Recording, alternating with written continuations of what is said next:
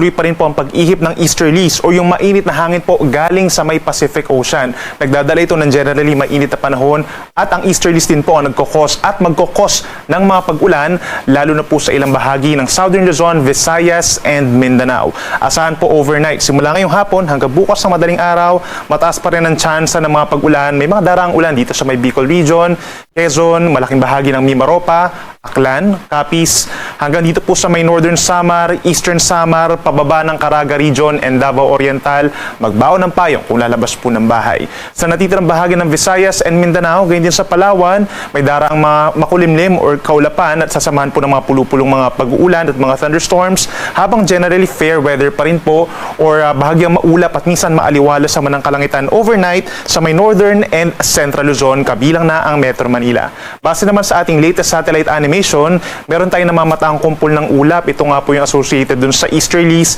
na siya magdadala ng mga pag-ulan dito sa malaking bahagi po ng Mindanao bukas, habang meron tayong sirkulasyon na nakikita, subalit wala namang makakapal po na ulap, indikasyon na hindi naman po ito magiging bagyo at maliit lamang ang tsansa na maging low pressure area sa mga susunod na araw.